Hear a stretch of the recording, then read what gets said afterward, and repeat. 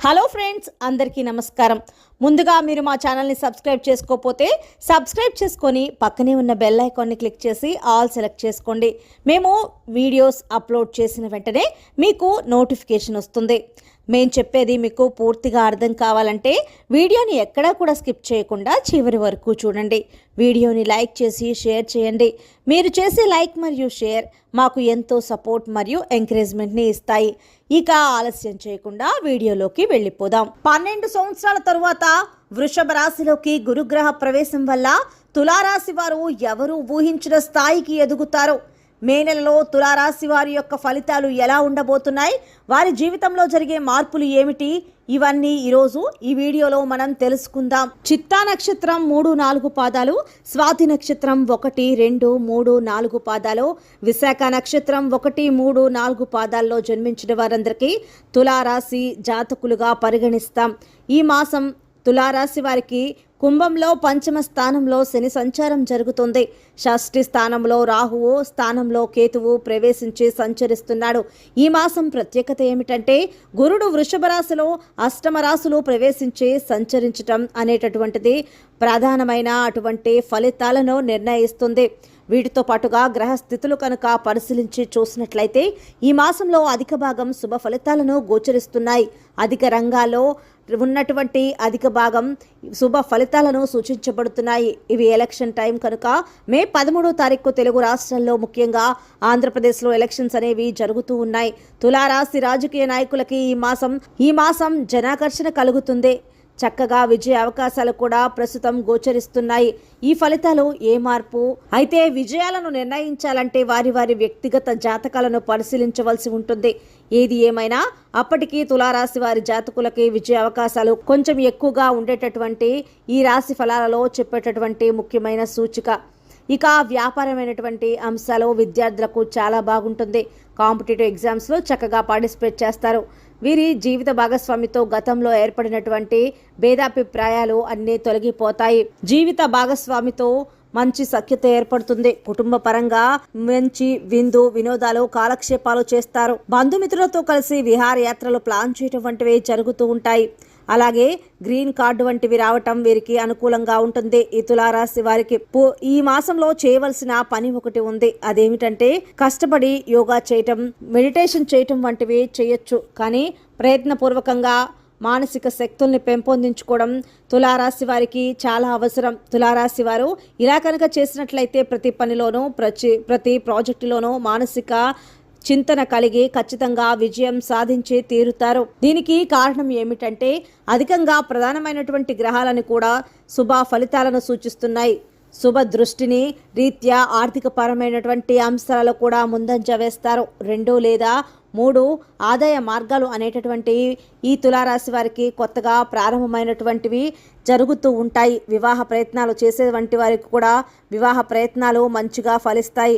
సంబంధాలు మంచివి వెంటనే కుదరకపోయినా దాదాపుగా సంబంధం ఖాయమయ్యే పరిస్థితులు కూడా ఏర్పడుతూ ఉంటాయి.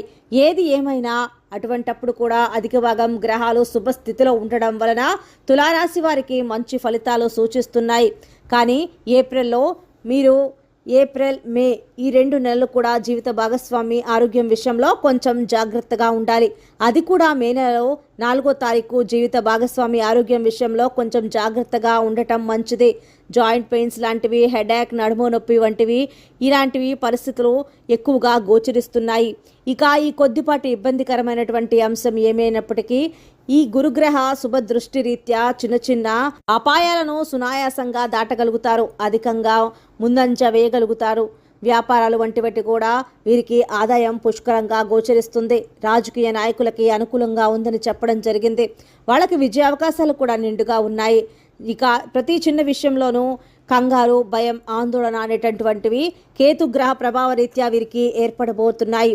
ఇలా ఏర్పడినటువంటి కంగారు, విసుగు ఇటువంటి వాటి ప్రయత్నపూర్వకంగా దూరంగా ఉండడం మంచిది. ముఖ్యంగా వీరికి చెప్పదగిన సూచన ఏంటంటే యోగా, మెడిటేషన్ వంటివి చెయ్యాలి. ఈ మాసంలో పెద్ద పెద్ద పనులను కూడా చాలా ఆర్భాటంగా ప్రారంభిస్తారు. అయితే ఆ ప్రారంభించిన పనులన్నీ కూడా విజయ పదంలో దూసుకుపోవడానికి రెడీగా ఉంటాయి. కానీ ఇక్కడ ఈ కేతుగ్రహ సంచార రీత్యా కావచ్చు, అష్టమ స్థానం స్థితిలో గ్రహ సంచార రీత్యా కావచ్చు, చేసేటటువంటి పనుల్లో ఆటంకాలు ఏర్పడడం, మీ పక్క పక్కన ఉన్నవారిని నిరుత్సాహానికి గురి చేయటం, ఈ పని గతంలో చాలామంది చేశారు, ఫెయిల్ అయిపోయారు. ఇప్పటి నుంచి మీరు చేయలేరు. అనవసరంగా ప్రయత్నించే పరువు పోగొట్టుకోవద్దు, డబ్బులు నష్టపోవద్దు. ఇటువంటి పెద్ద సలహాలు ఇచ్చేటటువంటి వాళ్ళు మీ చుట్టూ ఉండటం జరుగుతుంది. ఇది అష్టమ స్థానంలో గ్రహ ప్రభావం, అలాగే కేతు గ్రహ ప్రభావం వల్ల జరుగుతూ ఉంటుంది. ఈ సమయంలో తులారాశి వారు అలాంటి వారికి దూరంగా ఉండాలి. కొత్త ప్రాజెక్టులో వ్యాపారాలు స్టార్ట్ చేసేటప్పుడు ధైర్యంగా చేయాలి. అధైర్యపరిచే వారి మాటలు వినకుండా జాగ్రత్త పడాలి. 1-10 సార్లు మీ మనసులోకి తెచ్చుకోవడం అనేటటువంటిది ఈ మాసంలో ముఖ్యంగా చెప్పుకోదగిన సూచన. ఇటువంటి వ్యక్తుల వల్ల ఏం జరుగుతుంది అంటే, కాస్త గమనించినట్లయితే ఒకసారి ప్రారంభించిన సమయంలో ఎంతో ఉత్సాహంగా ఉంటుంది. ఆ పనిలో కూడా ముందుకు దూసుకు వెళ్తూ ఉంటారు. మరింత ఉత్సాహంగా మీరు మీ పనులు చేస్తూ ఉంటారు. ఇలాంటి పనులు విన్నప్పుడు నిరుత్సాహపడి మీ పనులు ఆటంకం ఏర్పడుతుంది. అవి ఆగిపోయే ప్రభావం కూడా ఎక్కువగా ఉంటుంది. ఇదంతా కూడా కేతుగ్రహ ప్రభావం వల్ల జరుగుతుంది. అపశకునాలు మాట్లాడేటువంటి వారిని మీరు సునాయాసంగా గుర్తించవచ్చు. అది ఎలా గుర్తించాలి అంటే, వాళ్ళు ఎక్కువగా చెడు జరుగుతుందేమో అని అలాంటి మాటలు మాట్లాడుతూ ఉంటారు. మీరు అపశకునం మాట్లాడే వారిని దూరంగా పెట్టండి. ఇలా చేయకపోతే మీరు అనేకమైనటువంటి నష్టాలను చవి చూడాల్సి వస్తుంది.